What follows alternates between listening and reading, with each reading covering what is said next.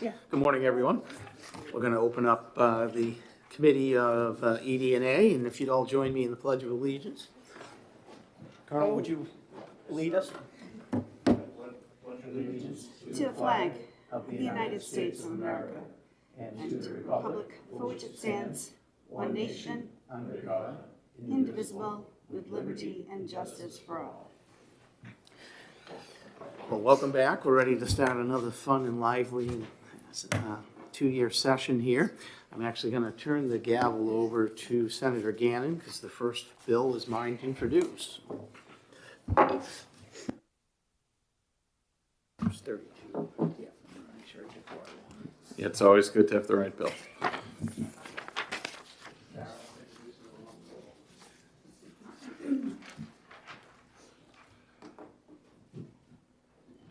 Senator Pearl, anytime you're ready. All right. Thank you and good morning, everyone. For the record, my name is Senator Howard Pearl. I represent District 17 and reside in the town of Loudon. I'm here to introduce Senate Bill 32, an act relative to the Fish and Game Commission. The Fish and Game Department requested this bill as a housekeeping measure.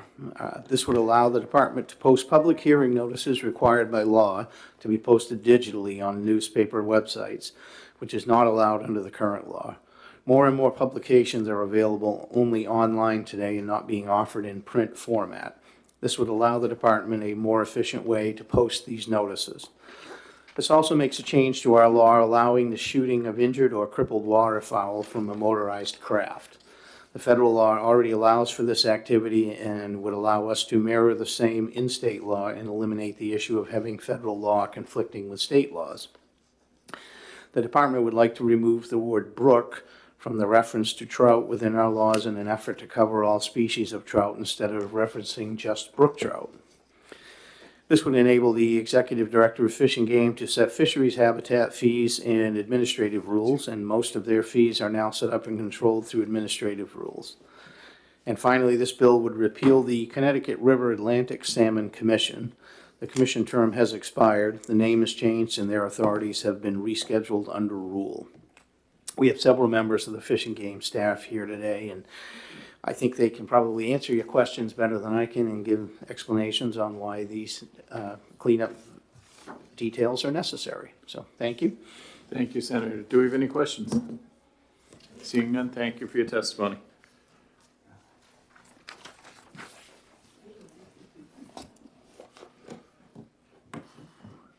Dan Bergam. Bergam, I'm sorry. You want to bring Diane up with you? Yeah, Diane, if you want to Come on down. Sorry.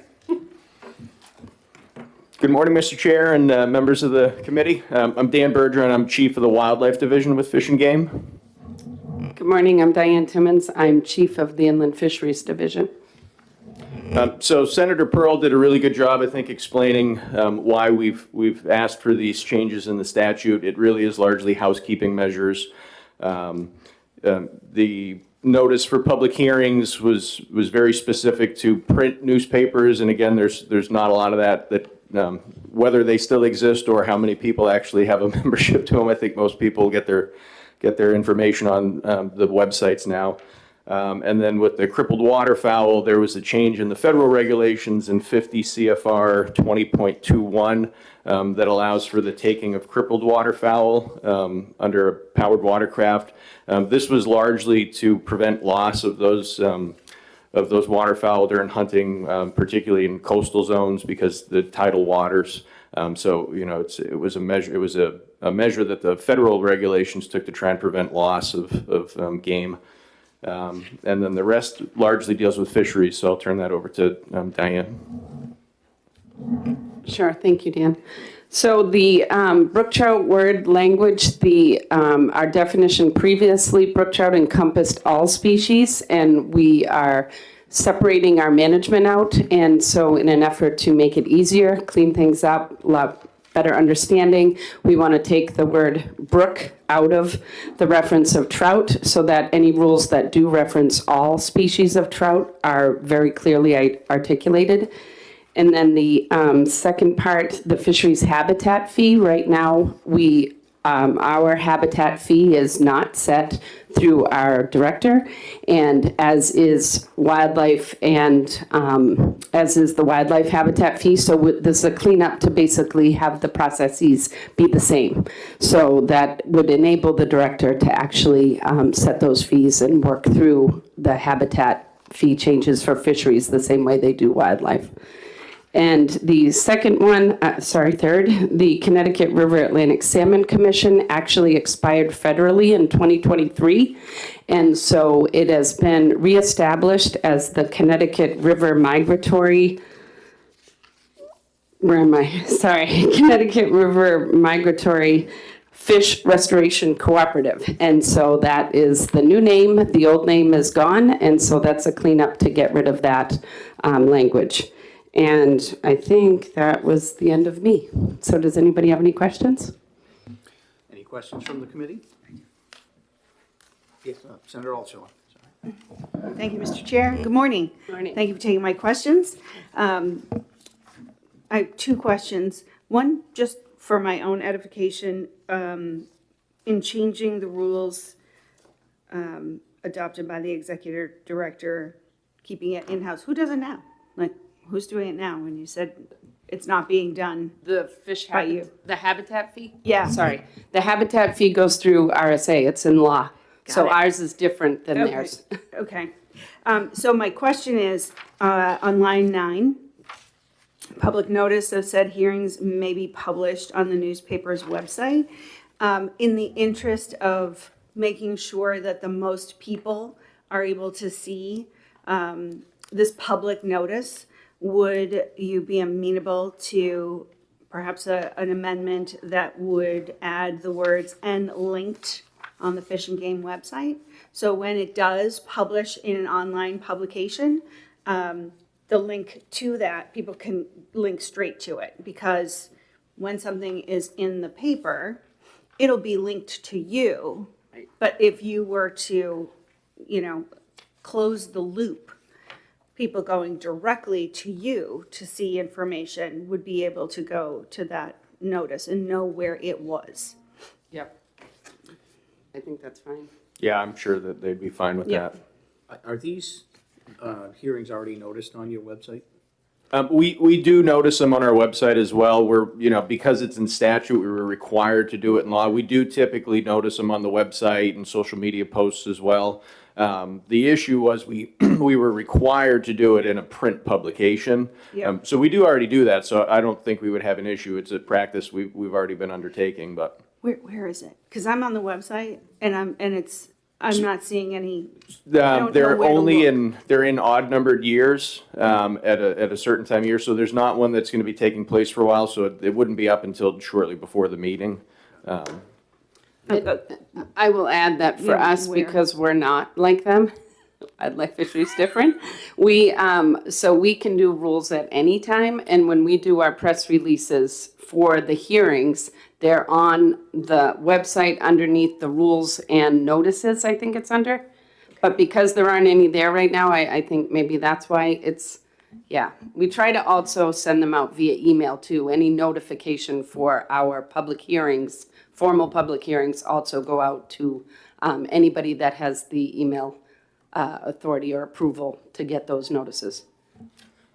But, so this is actually slightly different than rulemaking hearings. So these are, so in statute, the department's required in every other year in an odd year to hold a public kind of informational session. So we call them our biennial hearings. And really, it's just it's an opportunity for the public to come and make comments on any operational stuff that the department does. They're not specifically associated with rulemaking, which in the past has actually generated some confusion with the public, because we do also have our rule hearings. This was statutorily obligated that we hold these every 2 years. So we typically don't post that they'll be going on until shortly before they take place. Otherwise, because we do periodically have rules hearings and we don't want to confuse people. So, and we try and, when we do press releases, we try and clarify that these are not rules hearings. These are our biennial hearings that we're required to do by statute. I follow. You may. Yeah, as a comment, having sat on this committee seen your website. There's been real improvements. So, you know, the boxes that are hyperlinked, great. But if I were wanting to know what you just told me, that there's two different things. There's the rules, and then we're gonna link these hearings that are only by, none of that is available. Like, I wouldn't know, this is not the year, right? And to mark my calendar that next year is the year. Yeah, that's, all of what you said is super helpful information and not readily available here. So if the intent here is to make things more transparent and let more people know in better ways than just sticking a poster on a wall, which we know is not the way now. Yep. This is, you have this tool. Right. And yeah, it could be there. Yeah. Yeah. Senator McGee. Thank you, Mr. Chairman. Thank you for being here, and thanks for taking my question. Were the last two on in December of 2023, the 12th and the 19th? The biennial hearings. Correct. Yes, that Those are the sounds, hearings that yep, that sounds I'm accurate. referring to. Yep. Are they listed on your website under New Hampshire Fish and Game biennial public hearings set for December 12th and December 19th? Was that where I might find them? Yeah, did you Google it? Or did you check? I would have to check, I'd have to go online to see for certain, but I just looked at your website. I just Okay. didn't see it under a big heading.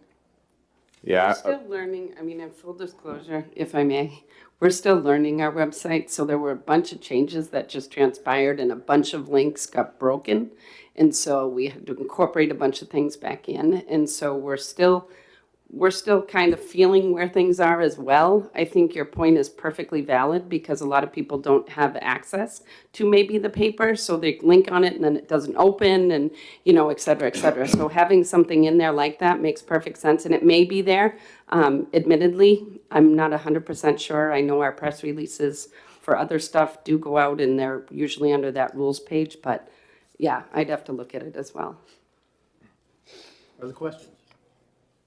All right, seeing none. Anybody else that would like to speak on Senate Bill 32? Thank you very much. Thank you. Thank you. All right, seeing none, we will close the public hearing. I guess we're technically a minute behind, so we can't exec it right now, unless you want to do it real quick. You want to exec real quick? Yeah, Or we you wanna do wait? Do a couple together. Oh, you want to do a bunch together? That's fine. All right, we'll Yeah, move on. then, I gotta go into the Senate Bill 31, so I will hand off to you.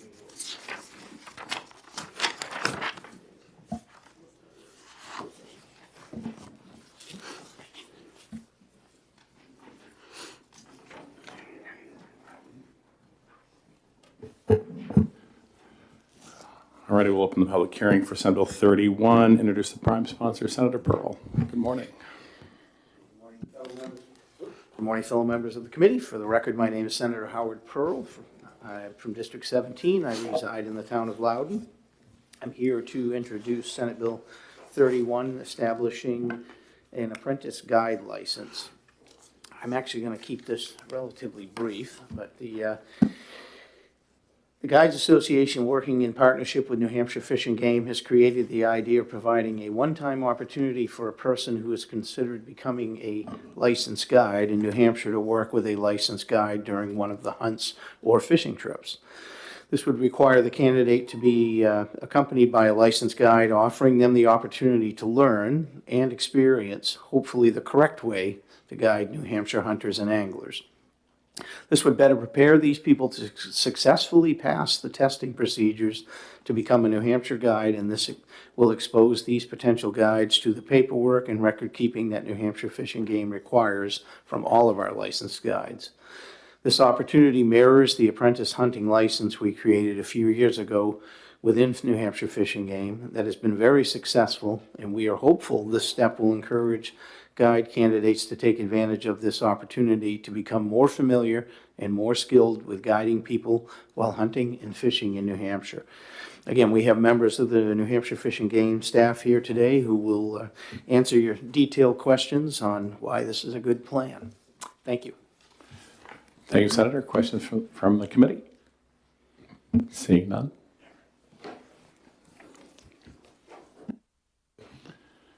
Next up, Colonel Kevin Jordan, New Hampshire Fish and Game.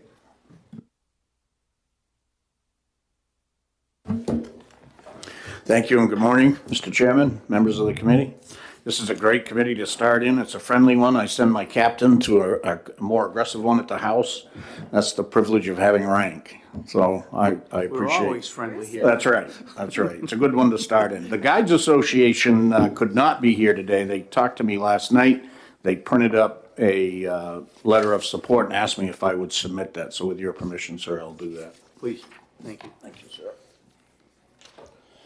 So, just to give you a little background on why this came about, years ago, up until about 5 years ago, in order to be a fishing guide or a hunting guide in New Hampshire, you filled out an application, then you took a written exam. The written exam never changed. It was the same exam year after year after year, so it became relatively easy for guides to pass it. The Guides Association was concerned about that. We shared in that concern because I think it's a huge responsibility when you're taking people out into the wilderness. You're responsible for their safety and well-being, so we wanted to up that game a bit. So we looked around at other states and we ended up mirroring New Hampshire very much like the state of Maine, where we now provide a test depending on which field you plan to guide in, be it hunting or fishing. And it draws from a bank of questions, so you never get the same exam.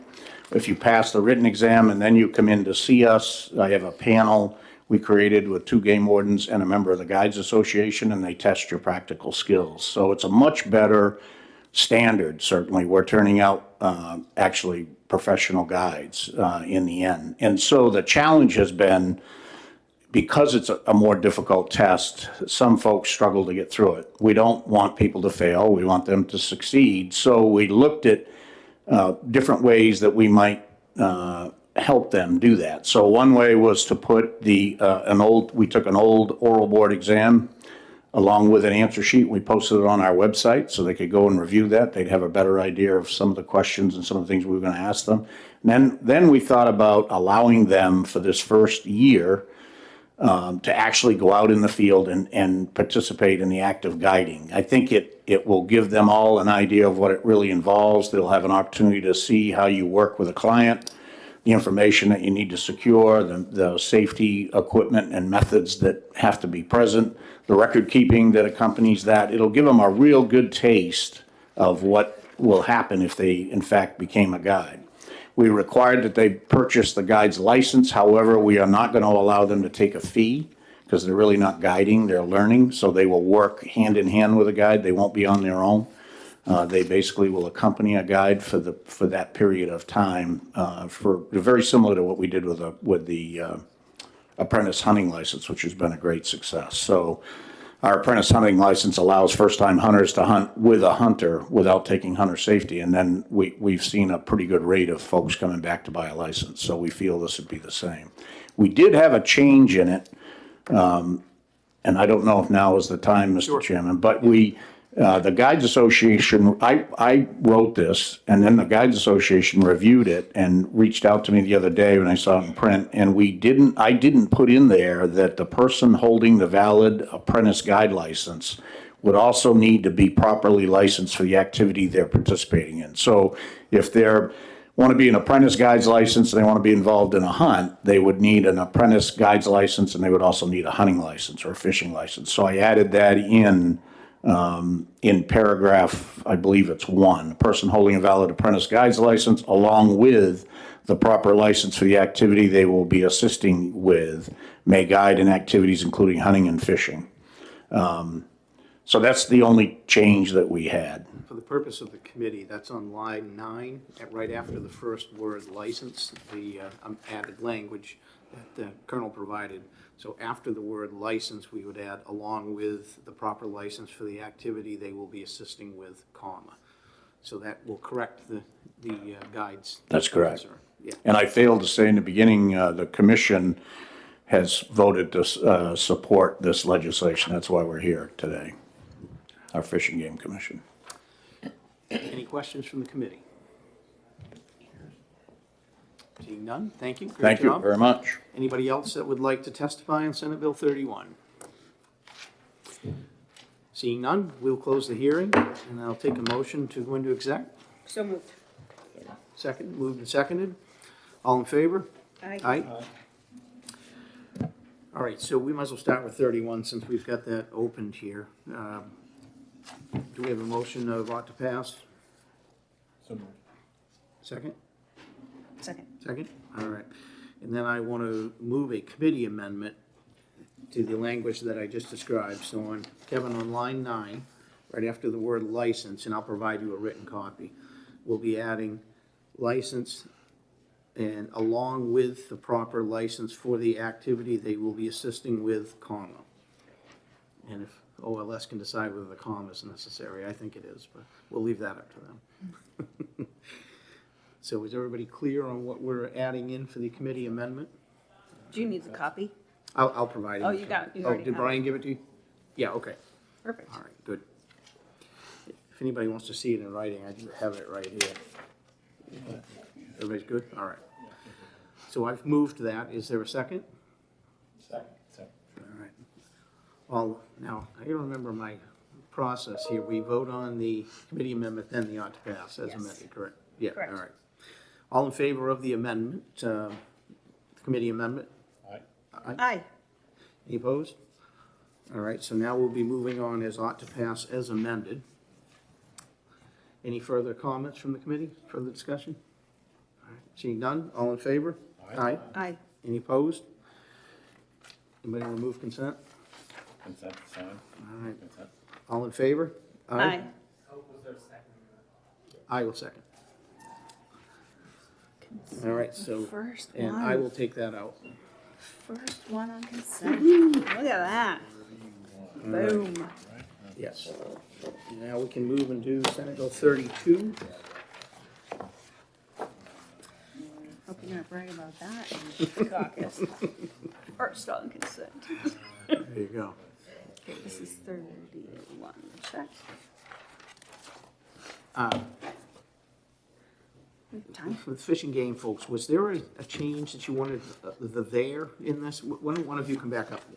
Because there was a mention of a cleanup that they saw. Yes, sorry, thank you. We forgot to mention that we were up before. There was a technical change that we'd noticed that we should have put in the first place. So in the section about the hearings, the reference to the executive director says his. We would propose to change it to there. Obviously, we just had our first female executive director for the Fish and Game Department in the history of the department. So it would make sense that that says there instead of his. It's also in 2 places. Is there more than 2 that you guys noted? We have line 5 and line 10.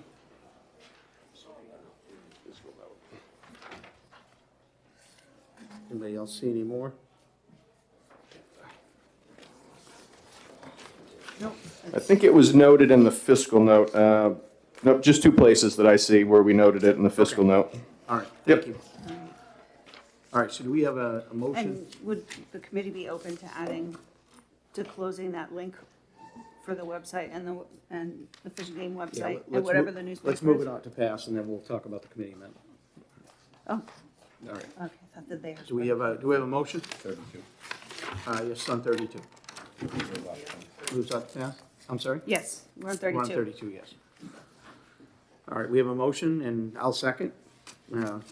Senator Altshuler, you wanted to add On line 9, on line 9. So you want to move a committee amendment, yes, with a comma, okay? and then 1, 2, 3, 4, 5, 6, 7 words, and linked on Fish and Game website, or the Fish and Game website.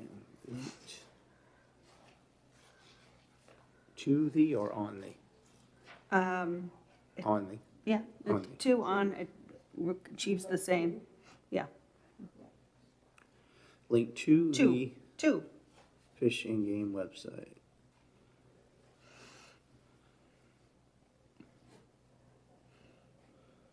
Kevin, are you clear on that? Yes, sir. All right, and then we'll also want to make the 2 Other technical Kevin. changes. The other Kevin's, That's all right. everybody's All good. right. All Kevin's clear on this.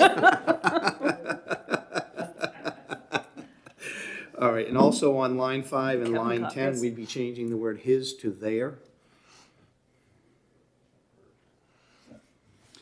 Okay, is everybody clear on what the committee amendment is? All right, any further discussion on the committee amendment? All right, seeing none, all in favor? Aye. Any opposed? Then Senator Altshuler, are you moving it off to pass as amended? I didn't move it. Who moved it? Did I? You did. I did. All right. Sure And I did. will second. Move OTPA. Further discussion? Seeing none, all in favor? Aye. Aye. Any Consent. opposed? And consent, do we have a second? All in favor? Aye. All right. Motion to come out of exec? Who on consent? Oh, and I'll take that one out too. All right, motion to come out of exec? We have a 9:30. second? I'll second. All in favor? Aye. All right, we are back and right on time. Is Senator Fenton here with the kids? We got 1 minute. All right, So the classroom is running a little late. okay. I don't know if you want to introduce it, maybe you can recess it a minute or two. Are they close by, do you know? I hope so. They're going to drop their jackets off and come in. Their bus went to the wrong school this morning. But they said they'd be here at 9:30. So Okay, sure. Well, it's technically 9:29, so we've got a minute anyway. But, yeah, we can do that. bring a real one in, so probably not. Who said that? Who said you couldn't have a real one? What? Maybe in this room. Why? We were really hoping, But on this committee, sometimes, we you were know, really we bring hoping in. for the, Jack Hanna There's, show. a former house member, so when it makes it to the house, I'll probably bring one in that house. I think it'll be well received. They get all the fun. Keep it away. It sounds a little busy out there. Could be. Oh, no, there's people outside the door. Never mind. Okay. All right, we'll, being 9:30, we'll open the hearing on Senate Bill 30, and we will recognize Senator Fenton. Thank you, Mr. Chair, and good morning, members of the committee. For the record, my name is Donovan Fenton, and I represent District 10, and I am excited to introduce Senate Bill 30, proclaiming the Virginia opossum the state marsupial of New Hampshire. I'm going to let the kids cover the facts because there are a lot of fun and interesting facts about the opossum, especially what I've learned into doing research into this bill. So I'm somewhat of an opossum expert, I feel like, lately. But it's worth noting that the opossum is the only marsupial in North America, and I think the kids just arrived. Yes. So last spring, I had the opportunity to visit the fourth graders of Chesterfield School, and the students had the idea to make the opossum our state marsupial. And the class signed a whole petition, and it's kind of difficult to say no to that. So when I got to talk with these students about the legislative process, it was clear that they're really inspired and excited to be part of it. And fortunately, they're now the fifth grade class is going to be able to join us today to share about the work they've done and why it's important. This bipartisan, lighthearted bill presents an amazing opportunity to show our young Granite Staters that they can be involved in the legislative process and make a difference in our state. And I think many can agree that it's important to get our youngest constituents engaged. Well, thank you for taking the time. Oh, and here they are right now. I believe you have some our special fifth grade guests. Classroom. So you guys can come on up. Oh man. Yeah. Good to see you. I brought the whole squad. This is my team, okay? So, Awesome. Yeah, this is the opossum team. Senator Paul, can I address on that one? You sure can. So some of you can walk that way.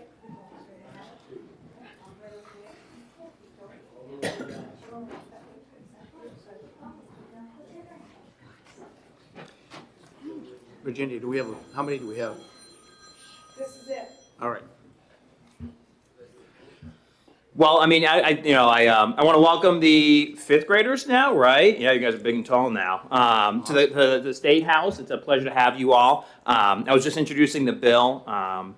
They didn't want me to bring a real opossum in. I'm sorry, guys. They, it wasn't me. But I really want to thank the classroom for having me, and I just want to really express just how engaged they were in the New Hampshire legislature and what they can make a difference in. And I think it's important to show them, especially when we're talking about civics a lot in New Hampshire, how important it is to keep them engaged and interested in the New Hampshire State House. So, thank you again so much for letting me speak today. Happy to answer any questions, but I know some of my youngest constituents have testimony as well. Awesome. Well, thank you, Senator. Do you have a specific order you want them to speak in, or? I think it's up to them. I think two of you guys are going to speak, right? Yeah. Two of them are going to speak, and it's Awesome. really up to them. Well, thank you. Just for the record, it was not me that said no to the opossum. You know what? I'm not going to name names, but no, it's really great. Actually, no one said no, but they just said they don't want to be in the room if it happens. So Okay. yeah. All right. Fair enough. All right. Well, thank you. Any questions for Senator Fenton? All right. Seeing none, we'll move on to the Absolutely. featured speakers of the Guys are day. up. Come on over. Have either of them signed in yet? I can sign All it. right. That's fine. So, yeah, come on up, whoever's going to speak, and good morning and welcome. Could you tell us both of your names, please? My name is Vera Cusimano. All right. My name is Vivian Del Sosa. All right. Well, whichever one of you would like to go first, go ahead. Good morning, members of the committee. Thank you, Mr. Chair, for letting us speak today. My name is Vera Cusimano. My name is Vivian Del Sosa.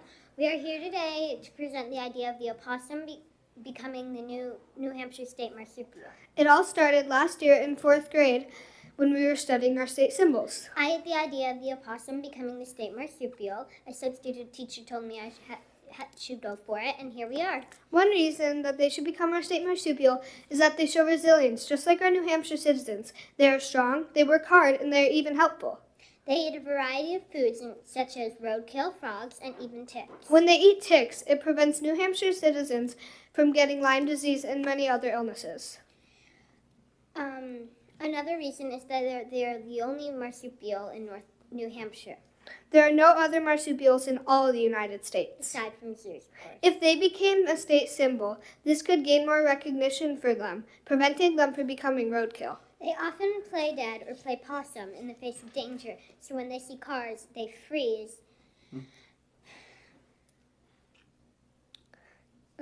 There's a chance that they will try to run away, but they are very slow runners, so it wouldn't be as helpful in their case. Something interesting is they can give birth to 6 to 9 babies, 13 at the most in one litter. Another highly interesting fact is that they are very resistant to rabies, making their population high. Sadly, their lifespan is very short. They only live for about 2 to 3 years. The opossums are extremely captivating creatures. They definitely deserve the spot of New Hampshire's state marsupial.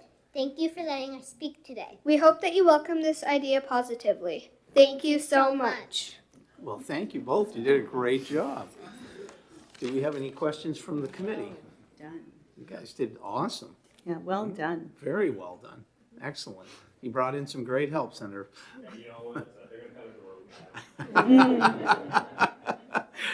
All right. Is there any of your other classmates are going to speak, or just the two of you? That's it? Just the two of us. All right. Excellent, excellent. So is there anybody else that would like to speak on Senate Bill 30? I have Fish and Game has signed in support, but not wishing to speak, correct? All right. Anybody else? Senator Pearl? Come on up. I did not expect to speak, but I'm Kurt Ehrenberg, and I represent the Humane Society of the United States, and we represent all the animals in New Hampshire. And speaking for all the animals, I'll take that presumption. We approve of this, and we think the presentation was terrific, and I want to thank Senator Fenton for his part in this. And thanks for allowing me to say this. You're very welcome. Any questions from the committee? All right. Anybody else? Well, seeing none, we'll close the hearing on Senate Bill 30, and I'll take a motion to go into exec. So moved. Moved and seconded. All in favor? Aye. Do we have a motion on Senate Bill 30? Move OTP. Move on to pass. Do we have a second? Seconded by Senator McGill. Discussion from the committee. A little bit of discussion. All right. Senator McGill. Since the Virginia opossum is apparently the only opossum in North America, which was news to me, so thank you, everyone, for teaching me that. What does the committee think about designating these Virginia opossums found within our borders as New Hampshire opossums? You know, similar to as we proclaim a single day Right. to be a given day or something like that. Shouldn't we, if we're going to proclaim a state marsupial, shouldn't they be designated also New Hampshire opossums? Would anybody have any thoughts on that? I think I have to ask a technical question, and I don't know, is there one of you from Bit Fish and of a- Game bit could of a- answer a technical question? Bit of a ceremonial designation, I suppose. We can certainly try my best. All right, come on. So my question is there a reason that it's named the Virginia opossum? Is that an official designated name of the species? Yeah, so yes, that's their official name, but again, the ceremonial change in the name I'm sure would be fine, but yeah, you know, typically things go by scientific names, because there are, you know, depending on where you might be in the country or the world, there's different common names for things, so the Virginia opossum would be the common name. So, you know, usually they'll go by scientific names, so, you know, a ceremonial change in the common name would certainly be a fine thing to do. For those found within our borders, I see the There you go. scientific name is Didelphis virginiana, if I get it right. Maybe. That's why I asked, because it had Virginiana in the name, Yeah. and I wanted to make sure we weren't gonna get into any trouble. I don't think so. We don't need an It'd be- opossum uprising. It'd be harder to change the scientific name, but no, they did a fantastic job speaking, and opossums are very interesting animals. Relatively new to the Northeast. You know, they came in, they kind of expanded their range around the 1900s, but it is a very interesting animal, certainly unique in New Hampshire and North America. So, and you did a fantastic job speaking. Not an easy thing to do. Thank you. Any further questions for Fish and Game? All right, thank you for clarifying. Thank you. So you'd like to make a committee amendment then? Yeah, I would propose a committee amendment, just a simple addition to line 4. The Virginia opossum is hereby designated as the official state marsupial of New Hampshire, and those found within our borders shall be known as New Hampshire opossums. Prime sponsor has no concern with that? I'm very okay with that. All right, thank you. So we have a committee amendment moved. Kevin, do you have the language down?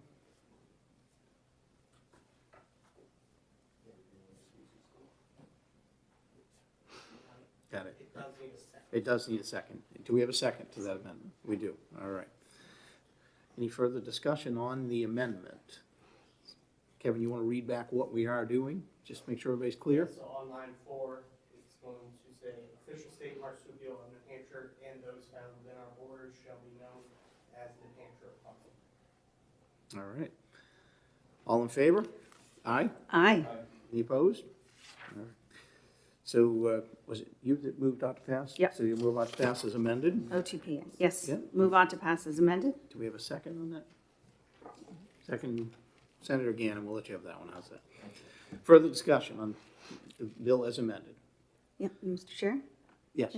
I want to thank the fifth graders for coming in. Well done.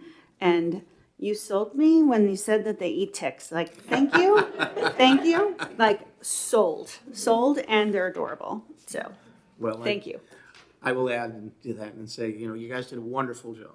We have many classes that come through occasionally on these, and you guys just did a great job. It's great to have you here. I hope you enjoy your day at the State House, and it's always fun to have these kinds of bills. So, with that, we'll take a vote. All in favor? Aye. Any opposed? All right, motion passes. Consent? Or do you want to speak on this on the floor? Yeah, we can, keep going. So leave it off consent. All right, thank you. Senator Altshuler, would you like to take this one out? Sure. All right. Yeah. Thank you. You guys did a wonderful job, and we really appreciate having you here.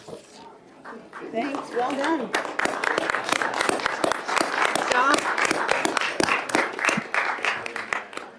All right, with that, I need a motion to come out of exec.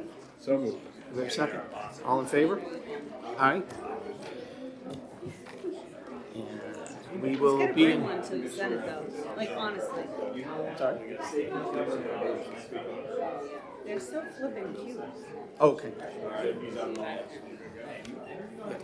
Well, we have a 3-minute recess till 9:45.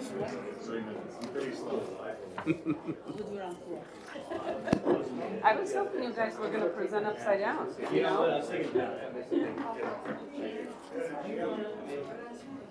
Yes, sir. Doing good. Thanks. No, just for the 10:15. Bro, how are you? Good, how are you? See you. I gotta meet him upstairs.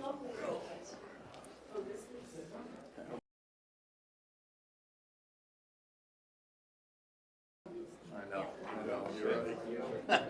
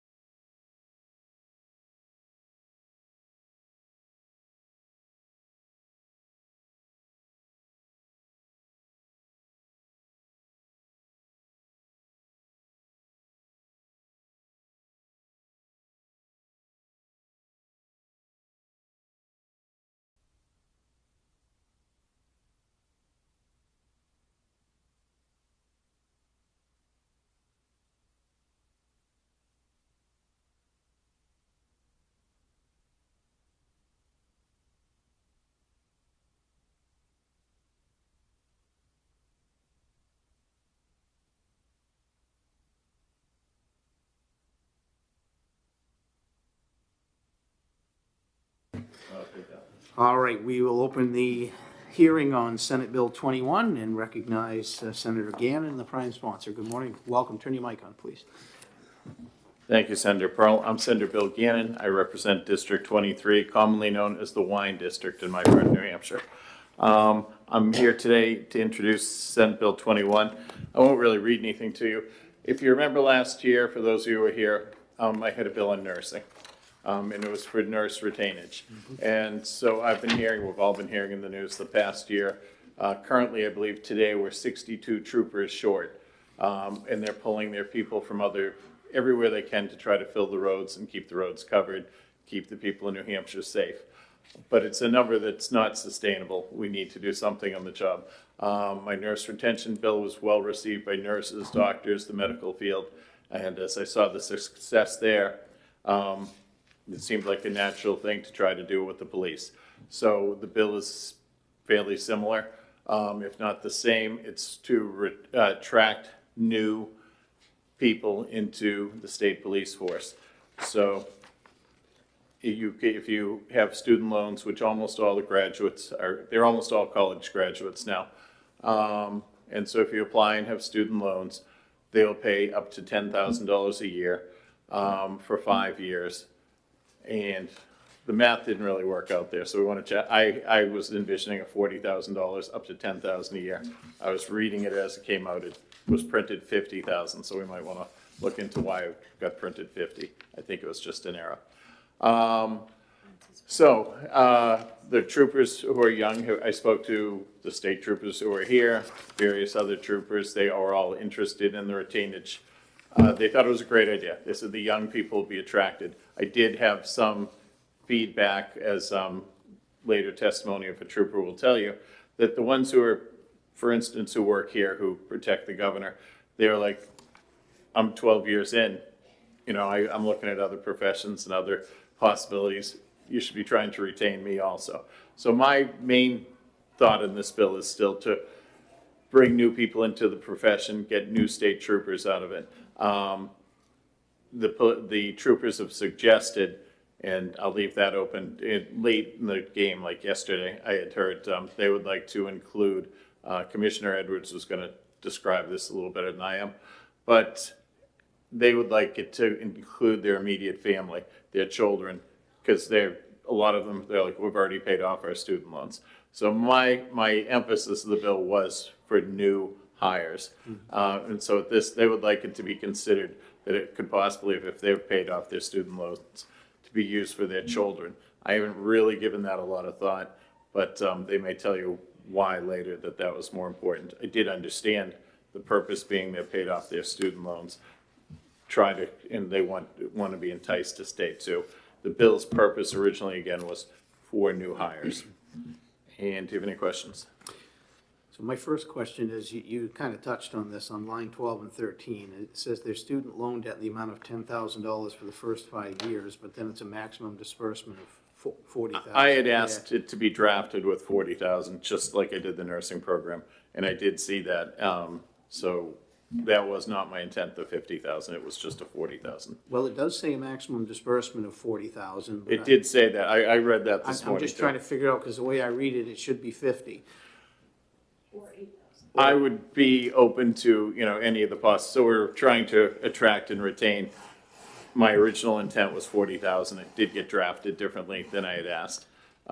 So if we made a minor tweak either to $10,000 for the first Sure. 4 years, would that be amenable to you? Was my original intent. That way the math works in the It bill. was the intent of the troopers and also the intent of Commissioner Edwards and myself. We started in the fall at a safety meeting. There were like 500 police in a room. I'll tell you just so you know, it was including police officers. There are two reasons I did not include them in this bill. One was it was going to be a lot more expensive. It was just going to be a massive amount. We're going into a lean year. I'd rather if we picked up 10, 20, 30 people, I can understand those numbers. If I included the police, it was going to be significantly more money, and this didn't seem to be the year. So I looked at this need. To me, all law enforcement's the same. I know they view themselves differently, but I wanted to do the most immediate need was the state troopers. Again, it's 62 officers short as we speak today. It's causing problems with their staffing and on the roads. So that was a critical need, where I saw the needs of police as maybe a long-term need. So you'll see the police did sign in against me because I did not include them in the bill. If we had the money and all things were great, and I certainly would include them. And it wasn't that I didn't want to do it, I just did not want to go to Ways and Means with a big out-of-pocket expense that we can't afford, especially this year. So you don't have an appropriation on this Well, it specific? would depend on, so, is it 10, 20, 30? They're not going to hire all 62 this year. So it would depend on do they hire 20 officers this year, and it's $200,000. So your guess is the trooper testifying later might have a better idea how many they actually plan on hiring this year, next year, and the next year. So the maximum would be 62 troopers, $620,000. But it could be $100,000 if they only pick up 10 hires with student loans. So a little bit of a variable. Well, I'm sure this bill will go to finance. We'll probably have a Sure, further I discussion on the understand. finance end of it. Yeah, I know, I'm sure it would hit there eventually. Questions from the committee? Senator Reardon. Turn your mic on, please. Thank you, Mr. Chair. Because this has happened once before with a nursing, Sure. Proposal for student loan forgiveness. Yep. Do we have the authority to make something a tax-free disbursement? Was never asked that last time, and it's a good question. I'm not sure. Okay, thank you. Again, this bill will go to finance. That could be a question that is raised there as well. Further questions? Senator Senator Altshuler. Thank you, Mr. Chair. Thank you for taking my question. Just looking at the fiscal note on the back. So we don't know how much student debt is being held by the new troopers that we've hired, or within the past couple of Could years. be We don't. none, could be. All right, so we don't really know, but we do know that they have to have 60 credit hours, college credit hours, or a GED equivalent, or an associate's degree. So the probability that they have some debt is there. And we're looking at potentially $500,000 in the biennium. Is that right? Probably won't, I wouldn't imagine that all get hired in the next year or two. It'd probably be, that might be over 4 or 5 years we spend that money. But long-term, yeah, it would be up to $500,000, of course, in 4 or 5 years, probably. May I follow up? Yeah. One thing that stood out in, it's a good incentive program to have on the table negotiating offers. It's a good. Not gonna solve the whole problem. No. Tool in the toolbox. Understood. Yep. Understood. I think a little flag went up for me in the application, like how the money goes out, that it would probably, would you be open to an amendment that would have those new hires submit their loan, like a loan stub, or to the department, so that we knew, like, okay, this trooper has $30,000 in loans, because right now, as it's written, it's a direct disbursement, not a payment to the loan. I would be And- that's how they do it. The nurse program is watched.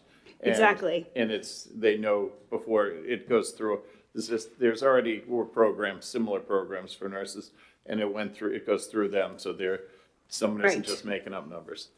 Okay, so there's an intention to Yes, to mirror that program. yes, that was the Okay. total intent from the beginning. Okay, that makes it a whole lot more enticing. Thank you. Further questions? Do you have Senator Reardon? Thank you, Mr. Chair. I didn't have this question until Senator Altshuler just brought this up, but in the nursing program and reading that there are actually qualifications, somebody's got to verify credit hours Sure. and all of that. Is there a significant amount of work that has to be done at an accounting level in No. the nursing program? I have been that- told it's not much work at all. Okay, So it's not adding staff. thank you, appreciate it. Further questions? All right, seeing none, thanks for your testimony. Thank you. Jonathan Melanson, the New Hampshire Troopers Association is speaking in favor.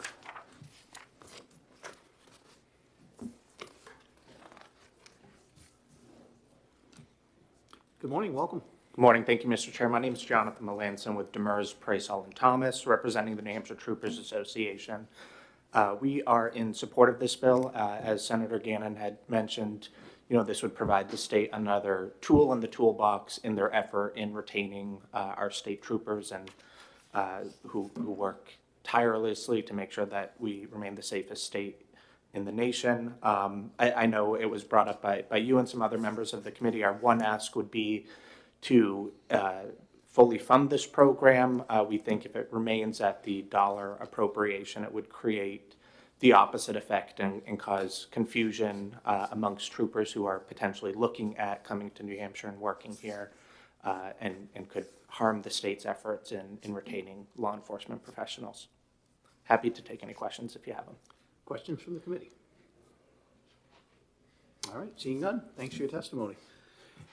Anybody else want to speak on this bill? That's the only person I have signed up. Come on up. Is there another sheet? All right, sorry about that.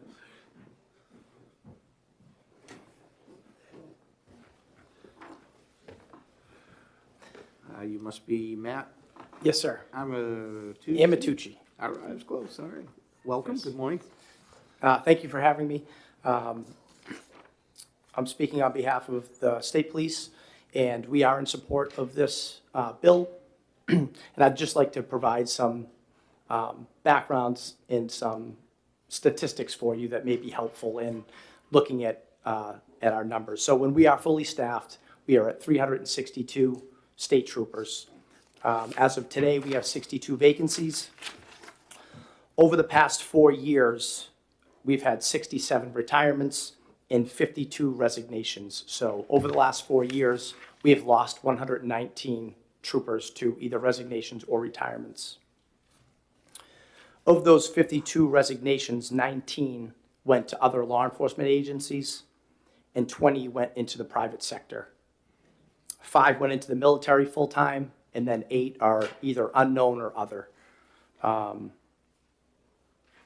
Over the past 4 years, we've been able to hire 109 probationary troopers. So we've been effective in our recruiting and hiring. Where we have lacked is in the retention of our personnel for a litany of reasons. So what we would like to see is this benefit act as more of a retention tool than a recruitment tool. I think it could be used as both, but trying to retain the personnel that we currently have, plugging that hole that we have before adding more water would be most beneficial to the state police and the state of New Hampshire as a whole. To do that, if we were able to incentivize it to include dependents of our current personnel, that would help retain. What we have seen is some troopers leave either to retirement or resignation. They leave Group 2 retirement and they go to an agency like the University of New Hampshire who has benefits like that, or they go work security jobs at colleges that provide benefits to their children because it's more cost effective to them and their families when they're looking at those things. Over the last 2 years, we've hired 61 troopers. 43 of them had the equivalent of 60 college credits or more.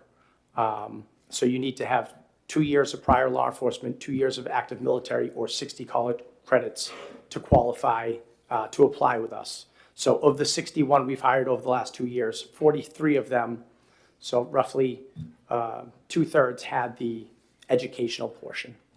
Sir, if I may ask a question pertaining to that? Yes, sir. Would that mean that they didn't have a lot of previous law enforcement? They were kind of coming right out of school? Is that kind of what that means, or? am I It could not be a reading that mix. right? Oftentimes, we have people who have all three. They have They have military experience years ago. They have some prior law enforcement. Of the 9 that we recently hired, 8 of them had prior law enforcement experience. That doesn't mean that they don't have education or military. They just have to have one of the 3 to meet our minimum standards to apply with us. Thank you for that clarification. Yes, sir. So that is all I have. I'm happy to answer any questions that you may have. Further questions from the committee? Senator McGill. Thank you, Trooper. Thanks for taking my questions, and thanks for being here. Of the troopers that left the department, excluding those that retired, that presumably had longer length of service, if we can talk about the ones that left, the non-retirees, do you have an idea what was their average length of service, the ones that left? Follow-up. I do have that information. I don't have it with me. This ballpark. I broke it down by year. So some years were 7.5 years average of experience. Some years were 3.5. So anywhere from 3.5 to 7 years of state police division time is what they had. Follow? Sure. And so is it your opinion that the major reason they left was salary and benefits or working conditions, or what would you say was the number one reason that these individuals left after 3.5 to 7 years? I think of the 19 that we lost that went and stayed in law enforcement, I think it was benefit related. Of the 20 that went into private sector, I think it was the shift that this country has seen in law enforcement overall. I think there's a litany of reasons why people get out, and I think that the benefits is certainly one of them, but it's not the sole reason why people are leaving the profession. Further questions? Senator Altshuler. Thank you, Mr. Chair. Thank you for taking my question. Staying with evaluating the resignations that have gone to other law enforcement agencies and the private sector, where are we in salary in a competitive range? Are we competitive salary-wise with these other law enforcement agencies that you're seeing your troopers go to? Are we competitive with the private sector? What if we're, retention is also, your paycheck? Yes. Yeah. The state has made great strides over the last 2 years. We currently sit at hiring our troopers is number 1 on the list. That comes on the heels of our previous contract where it was a 1.16 raise. So that was in 20 and 21 was a very low cost of living increase. The last 2 years was a 12% increase. So that has certainly helped curb the amount of resignations that we've seen as it relates to salary. So our salary as of today is very competitive with other New Hampshire law enforcement agencies. It's hard to compare New Hampshire with agencies like Massachusetts. It just doesn't compare. Those numbers are not competitive. But it's 2 different states, and the economies are completely different. Is that where we are losing to? Are we losing to our southern neighbor? Or are we losing to also to Maine, Vermont? It's mostly Massachusetts and federally. I'm sorry? In federal government. Federally. Yes. And so to the Massachusetts, it's to other Massachusetts, are we losing to the state police or to municipal? Like Both. both? Both. Thank you for the clarification. Senator McGill. Thank you, Mr. Chairman, and thanks for taking another question. Have you heard of anyone going to another service or department where these types of benefits are available? And did it attract them away from the department? Not for a benefit like this specifically. It is typically financially driven. The New Hampshire State Police has every opportunity that you would want in law enforcement. We have a lot of we have a lot of opportunity. So we're not seeing people leave the state police because of lack of opportunity. It is typically based on a financial decision that they had to make for their families. Thank you. Senator Altschul.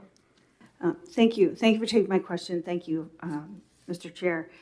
Does Massachusetts give a dependence benefit for college? That I don't know. Okay.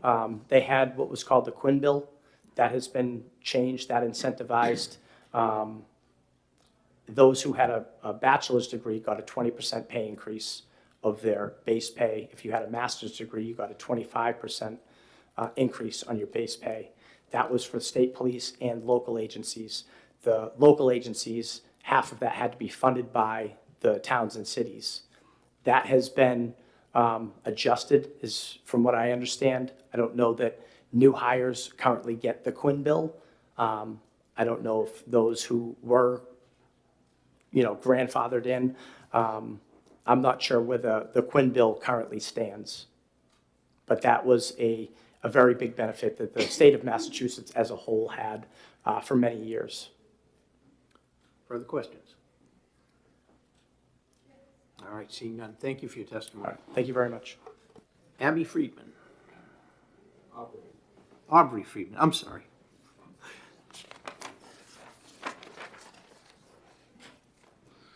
Good morning and welcome. Good morning, Mr. Chairman, committee members. Aubrey Friedman, I live in Bridgewater, private citizen. I speak in opposition to this bill. We had, as was mentioned, the similar one a year ago for the nurses. I was opposing that one, and I'll oppose the next one, all for the same reason, under principle. It is, to me, it is not right to do a carve-out for certain industries or professions. I mean, this is actually it's a national problem, statewide problem, labor shortages all over. And why do certain groups or a certain group, give them a special benefit at taxpayer expense? So I have nothing against the state troopers, personally or anything like that. It's just, this is blatant favoritism. I don't approve it. What about doctors, dentists, dietitians, electricians, and there'd be any number of professions. Everybody's short. Why this special carve-out at taxpayer expense? As been mentioned, this is not a cheap program. Yeah, it's only $1 the first year, but then it can be, per the fiscal note, up to $1 million in fiscal 2028.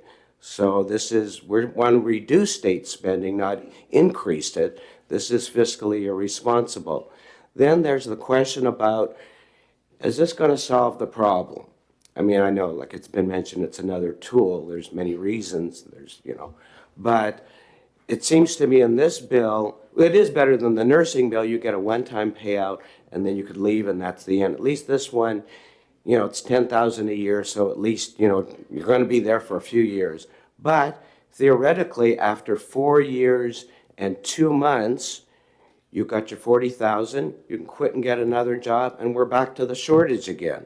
So I don't see this really solving the long-term problem. It's a temporary solution, another little tool. And as was mentioned, people are leaving between 3.5 and 7.5 years, so that's the 4 years and 2 months is right in the range there where they would just leave and poof, you're short again.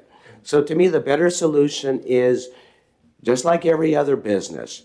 You pay more, better benefits, better working conditions, or a sign-on bonus, or a combination. Do the same thing as every other business has got the problem with the labor shortage, not a special carve-out. And lastly, I just want to say this particular idea to help solve the problem of the shortage is a moral hazard. It sends a message to young people when they're thinking about they're finishing high school, they're going on to whatever they're going to do. They're going to college, take a certification, whatever they're going to do for their extra education. Should you take a loan or not? Well, if they think, some loans are getting forgiven, some businesses, some special bills are coming out that you don't have to pay part of it. this is and then you don't do a cost-benefit analysis. Is this really worth it? Well, most people, if you stick with it, student loans are worth it because you will make more over the years than you will pay out, so it's worth it. But if you're not putting like a cost-benefit analysis, and which I think this bill discourages personal responsibility. So I think there's definitely a moral hazard in this kind of a special carve-out, and those are the reasons I oppose this bill. Thank you. Thank you. Excuse me. Thank you for testimony. Any questions from the committee? All right, seeing none, thank you. Thank you. Anybody else that would like to speak on Senate Bill 21? We have the New Hampshire Association Chiefs of Police that signed in opposed but not speaking. With that, we will close the hearing on Senate Bill 21.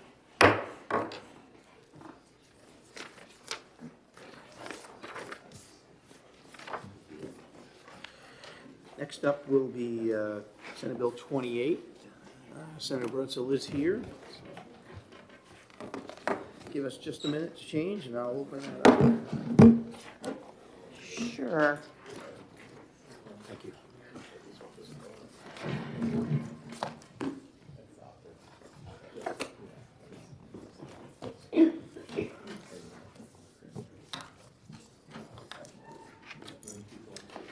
Everybody all set? All right, we'll open the hearing on Senate Bill 28 and we'll recognize the prime sponsor, Senator Bertzel. Good morning and welcome to EDNA. Thank you, Mr. Chair. Thank you, committee, and thank you for taking my bill. My name is, for the record, my name is Regina Bertzel, State Senator for District 19, which encompasses the towns of Derry, Hampstead, and Windham. And I'm here as the prime sponsor of Senate Bill 28. This bill provides a date of injury for purposes of workers' compensation claims by emergency responders with acute stress disorder or post-traumatic stress disorder shall be determined in accordance with the statute governing date of injury or occupational disease or cumulative trauma. So basically what happens in this case, and there's going to be people behind me that can speak a little bit more to this, but so what happens in this case is if a first responder has, let's say, a 20-year career and has been exposed to PTSD over those 20 years, from the beginning of his career. The bill basically says that the determining factor of the diagnosis of PTSD is from the last episode of exposure rather than the first exposure 20 years prior, which would make them ineligible for any coverage. So it will be the last determination of PTSD. And with that, I'll try and take any questions. Thank you for your testimony. Any questions from the committee? All right, we're letting you off easy. Thank you. John McAllister from the Professional Firefighters.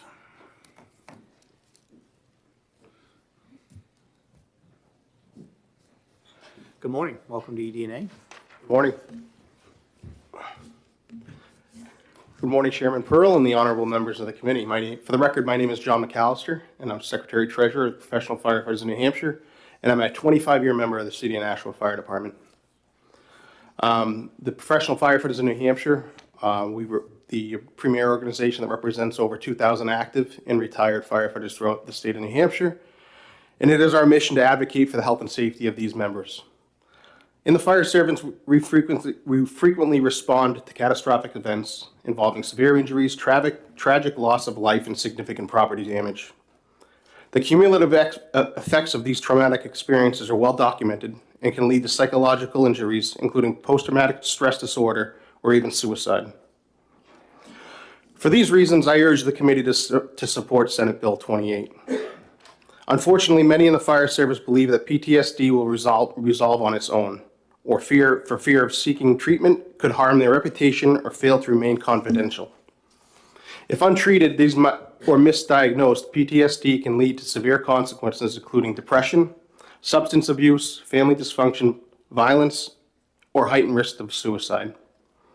While it's crucial to seek help while experiencing high levels of stress, the stigma surrounding mental health often prevents many firefighters from acknowledging the struggles.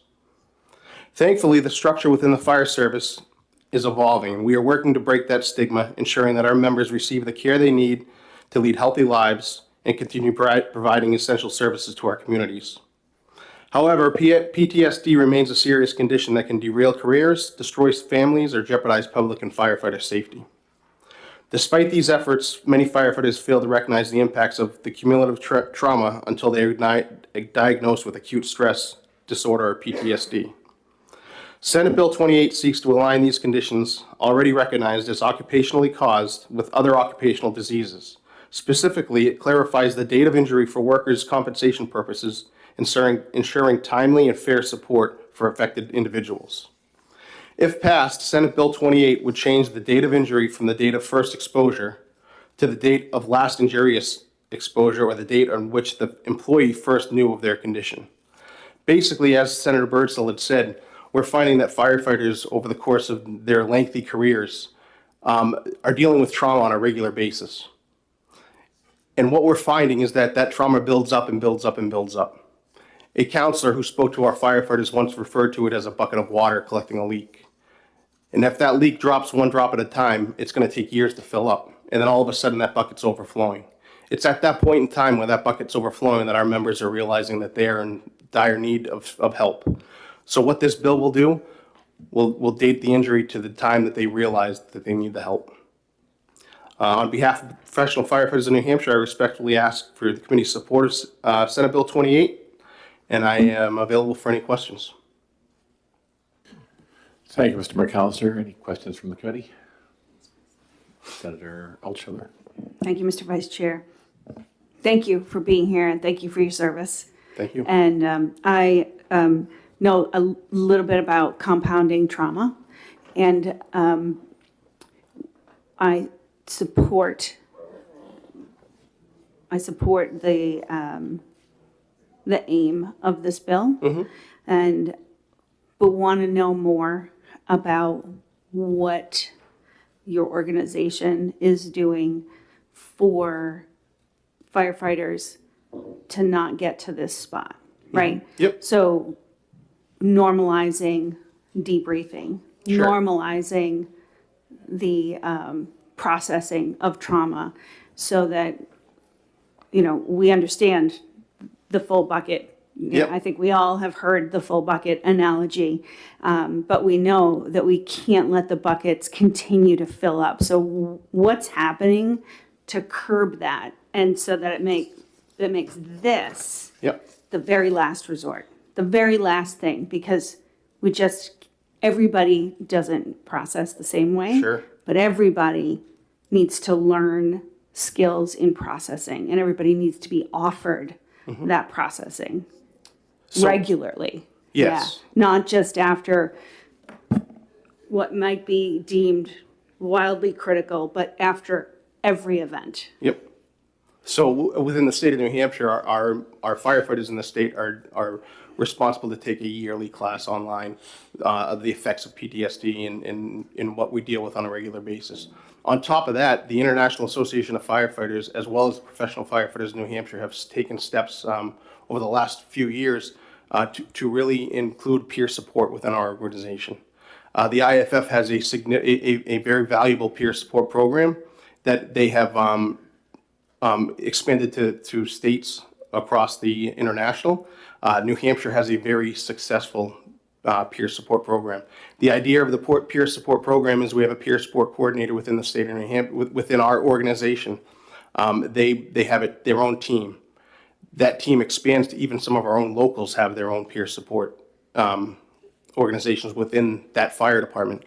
So if a member, first off, let me backtrack. The peer support team gets out to our locals and they emphasize the importance of peer support, talking to each other after a severe traumatic injury or traumatic event, or leading them in the right direction to get the help that they need.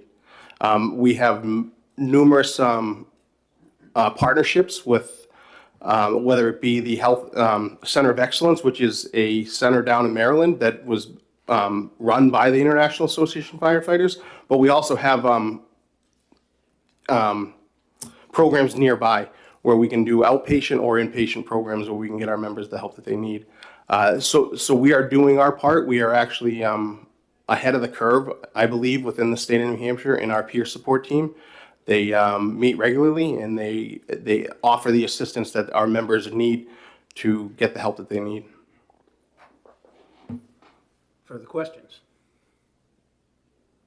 All right, seeing none, thanks for your testimony. Thank you. Jared O'Connor.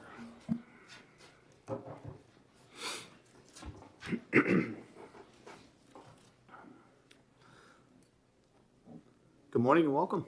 Good morning, Chairman and members of the committee. Turn your mic on, please. Oh, what's happening? Hit the button. There you go. Did I kick that off? Sorry.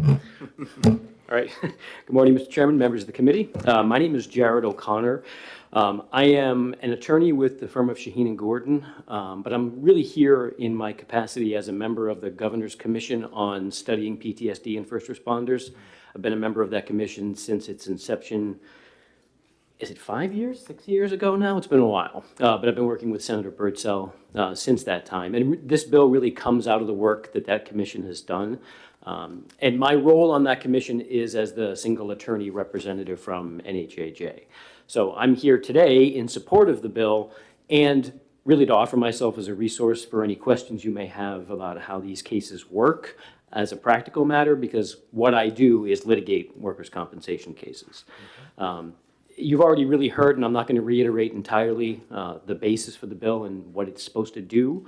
But I can say that the sort of default position of a workers' comp case is that the date of injury is the date of a particular event. And as you've heard, and you probably realize, PTSD oftentimes is not something that occurs from one single event. It can be, but it often isn't. It's often a series of small events over the lifespan of somebody's career. And so, as was previously described, what happens is to injured workers in these circumstances is they finally reach the point of seeking treatment. They go in and begin seeking treatment, report the claim that they've been diagnosed with PTSD, and they're asked to identify, well, when did this start? And they think, well, you know, there was a couple of events early in my career. They indicate that as the date of the injury, and it's already 15 years in the past, and they can't qualify because they're time barred. Whereas this bill instructs the Labor Department and hearing officers litigating or hearing the cases to treat PTSD as the disease that it is. It's not necessarily a single event. It is something that comes on over time. And diseases are treated, as described here, as the date you are last exposed to the traumas of the job, or the day you first seek medical treatment. So that way, as you previously heard, the idea is people will get the treatment that they need, report the claim, and be able to get coverage for their work-related injury. I guess that's all I have to say. Do you have any questions that I can answer? Thanks for your testimony. Any questions from the committee? Senator McHugh? Thank you, Mr. Chairman. What, in your opinion, Attorney O'Connor, do you think this is likely to do to the number of claims? Do you think it's going to change it one way or the other? We want people to get the treatment, of course, but do you think it's likely to increase exponentially the number of folks making specific monetary claims or anything? Are we going to have a massive increase in? I don't believe so. I don't believe so. I mean, there's been enough awareness built up over the last 5 years with the work of the commission and sort of the information about PTSD and acceptance of that sort of percolating down to individual members, that people that are diagnosed with it are currently seeking the treatment and filing claims. And to the extent that some of them have been time barred, there are ways to challenge that or to present the case to the Labor Department as one in which, yes, there was a particularly horrific fire 10 years ago or an officer-involved shooting 15 years ago. Nevertheless, there have been subsequent traumas that have led to the person seeking treatment. So those cases have been still litigated successfully to the Labor Department. This just helps clarify it to sort of avoid that initial procedural hurdle for those people. Does that make sense? It does. Further question? Thank you. That does help me understand it.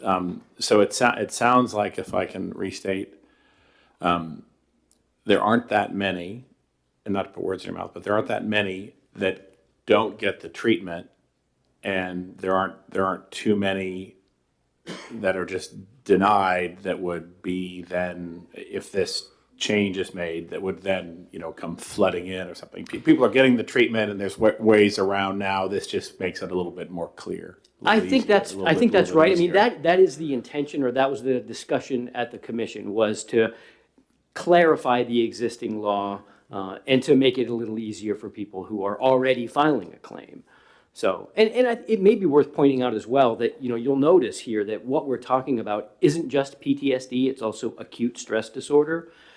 Those are two separate things, and acute stress disorder is defined as the kind of acute reaction that one has in the first 6 weeks following a traumatic event, whereas PTSD is something that builds over time. The idea here is that when somebody is exposed to trauma, if they can report it immediately, and as you were discussing, get the treatment that they need right away, then it doesn't develop into PTSD. That's really the goal here, is to get people the treatment they need, get their claims filed, accepted, and paid quickly in those first 6 weeks so that it becomes a medical-only claim, and you're not looking at people who are then permanently and totally disabled from the job.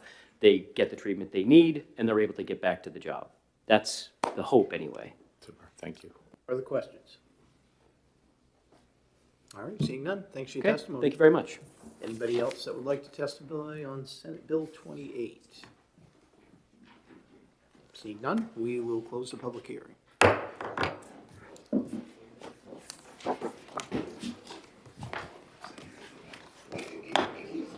you have anything else besides the firefighters in past out testimony? No, For that? Okay.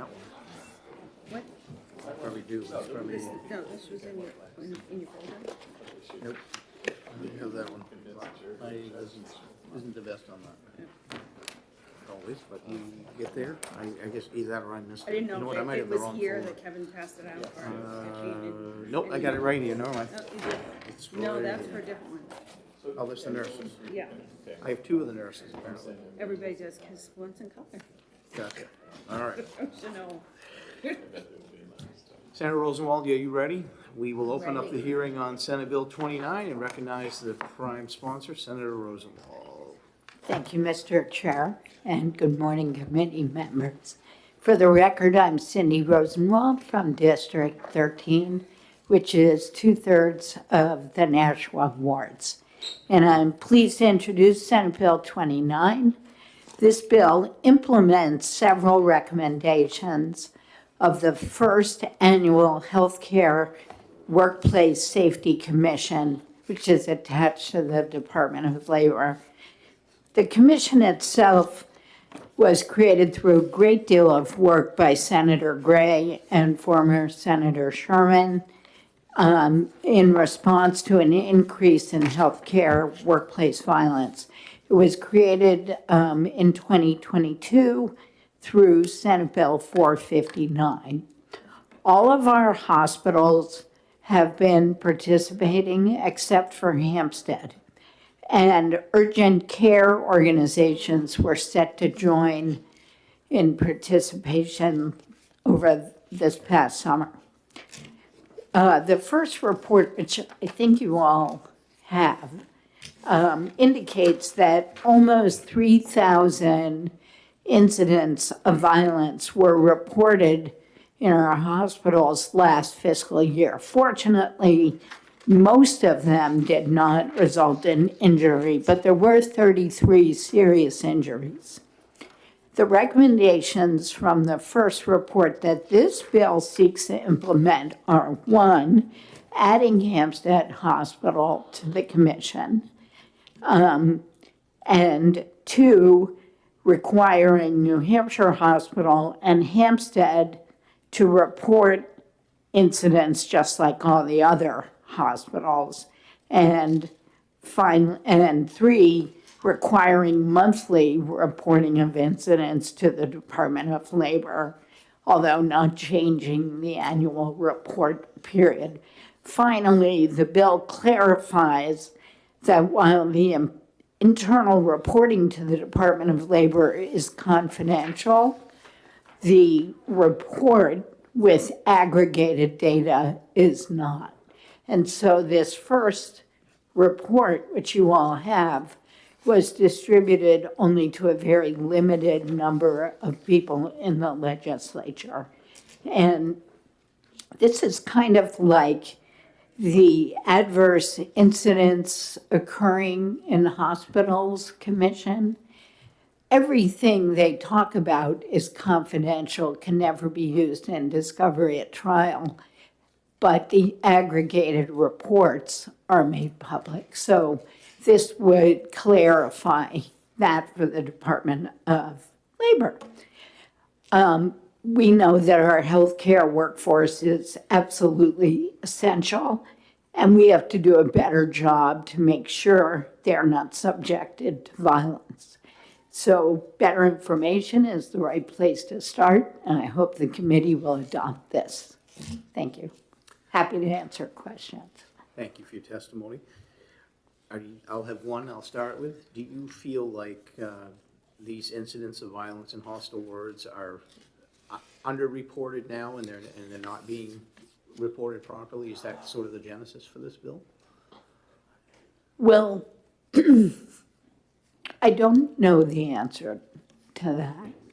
I mean, it's violence from patients to staff and staff to staff. So there may be some underreporting, but I think we just need to know more about it because at least the reported incidents of these instances of violence are rising. Mm-hmm. Thank you. Further questions from the committee? All right, seeing none. Thank you. Testimony. Ben Bradley from New Hampshire Hospital Association.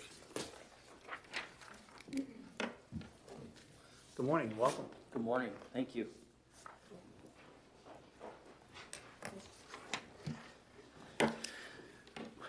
Good morning, members of the committee. My name is Ben Bradley. I am the Vice President of State Government Relations for the New Hampshire Hospital Association. We represent all acute care hospitals in New Hampshire and all specialty hospitals in New Hampshire.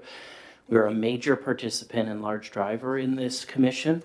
It has been a really important element to our efforts to address healthcare workplace safety. And we're very grateful for the work of the Commissioner of Labor and others involved to help support these interests. Senator Rosenwald really covered a lot of my testimony, which kind of gives you the background and the three provisions we've identified that make changes to the commission. These are, as she noted, recommendations by the commission, so we fully support the recommendations in order to ensure the commission is most effective and impactful in its work to improve workplace safety in healthcare settings. I am available for questions and would be happy to follow up if I don't have an answer for you. Thank you. Thank you. Well, I guess I'll ask the same question that I did to Senator Rosenwald. Do you feel that the reporting currently from the hospitals, do you feel that these workplace violence incidents that are underreported currently? So in my experience, I've worked at a hospital before and participated in conversations around workplace violence, workplace safety in hospitals. And my understanding is they often are underreported. And so this commission really sheds light on those issues, those incidences. And the commission isn't just made up of the one security designee from each hospital. It's made up of a wide variety of stakeholders from each hospital. So one hospital might have security personnel on it, one hospital might have a human resources officer on it, but they're all kind of appointed by each of the hospitals. And they are very familiar with the incidences and how they're reported. But I would say in my experience, historically, these incidences have been underreported. One final question I have is, do you feel that, so this appears to put monthly reporting in place rather than just annual? Mm-hmm. Do you feel that will be an obligation that the hospitals can meet reasonably well? My understanding is they do that already because they're so engaged and so interested in working with this commission and the importance of the work that they're doing. So my understanding is that's already ongoing. The Hospital Association, just to be clear, is not a named entity within the commission. It's really driven by our members directly, folks on the ground who can share the reporting to the commission and work through, part of the commission's work is also to develop workplace violence prevention programs, and who better to do that than folks right on the ground. Agreed. Thank you. Further questions? Senator Altshuler. Thank you, Mr. Chair, and thank you for taking my question. Before we adopted the work that we did in 2023, that was precipitated by a number of violent incidences in hospitals. I keep in touch with my local hospitals in my district, and like you said, some are keeping monthly reports. Have you been hearing from hospitals across the state that, similar to the hospital in my district, they have been using their own gathered data to change and increase their safety provisions for their staff already? So we're possibly just pulling data they're already using for their own internal processes. Absolutely. I think this is a really important issue that our member hospitals are very attentive to. They have dedicated resources and security personnel that help support the reporting of this, or whatever entity it may be. I mentioned human resources before as well. I think it's a collaborative team that comes together on a routine basis that can identify these and report on an ongoing basis. It's not something that gets dusted off on a monthly basis to report to the commission. These are actively ongoing conversations to help address this serious concerns. Further questions from the committee? All right. Thank you, Seeing Mr. none, Chair. Thank you. Anybody else that would like to testify on Senate Bill 29? I have, the New Hampshire Nurses Association has signed in favor, but not wishing to speak. With that, we will close the public hearing on Senate Bill 29. Exact bills. Yeah, we got a couple, at least one we can do, maybe two. 28, 29? Yeah, I think so. All right, so I'll take a motion to go into exec. So moved. Moved and seconded, all in favor? Aye. We might as well start with 29, since I've still got the folder open right in front of me. Almost put it away. Do we have a, I know. do we have a motion? Thank you, Mr. Chair. A move ought to pass. Do you have a second? Moved and seconded by Senator Gammon. Discussion. Any thoughts? Everybody's all good? Good. All right. I think we talked it all out. All in favor? Aye. Any opposed? Do Move consent. Move consent. The motion of OTP is passed, and consent, do we have a second? Moved and seconded, all in favor? Aye. Any volunteers to take this one out? Senator Reardon. Senator Gammon? All right. I'm gonna give you one. Oh, you want to? All You- right. It's not, you can do more than one. In fact, you'll be required to do it. Yeah. Okay, we all know it's Senator Reardon's first one, she wants Pardon to me, do. just a second, I gotta get, there we are, too many sheets here. That was 29, correct? Yes.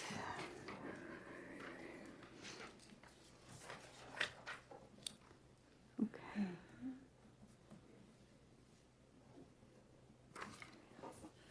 All right, 28, we'll go backwards. We have a motion of ought to pass. Do we have a second? I'll second it, or Senator Gannon. Senator Gannon seconds. Discussion. No discussion?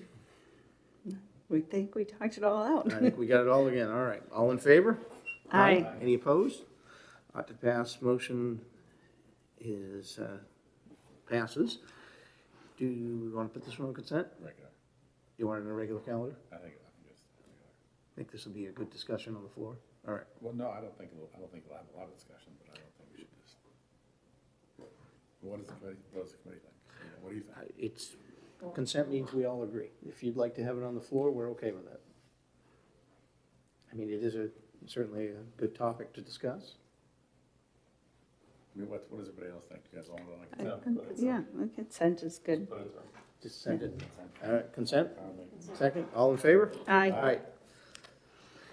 Senator McHugh, would you like to take this one out? No? Senator Reardon.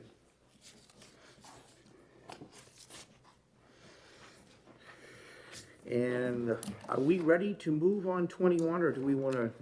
I think we're probably going to have some changes. That's what I was wondering. Senator Yeah. Gannon, or? I think they'll have some changes. Yeah, all right. So probably best to hold on this one right now. All right. Well, in my records, and Kevin, tell me if you agree, we've got Senate Bill 32 OTPA, Senate Bill 31 OTPA, Senate Bill 30 OTPA, all on consent. Senate Bill 29 OTP, Senate Bill 28 OTP, both on consent. Our records agree? All right. That was an easy one. I'm not certain whether we'll have hearings next week or not. At this point in time, we only have 2 more bills assigned to ED&A, and I don't want to drag you all in here for 2 bills. They don't look to be terribly contentious, and we've only got 1 bill that we have not exec, so. Tricia's ready, talk one is 30, not consent. Oh, did I make a mistake? You're Oh, right. that's right, no, we're going to bring it to the floor. You're right. My That's apologies. Thank you. Thank you. Good catch. That was my error. That's what happens when you try and write too much. All right, so as I was saying, we only have 2 bills currently. If more bills are assigned to the committee before the calendar deadline tomorrow at noon, then I may consider bringing us in next week. But at this point in time, I really don't want to bring you all in here for 2 short hearings. And again, we don't have really anything else to exec other than the 1 bill. So we'll play it by ear, but that's where we're at right now. So, anything else we need to discuss, or you're all good? Kevin, thank you for your great work. We always appreciate it. Thank you. Thank all the committee members, and with that, we will be adjourned for today.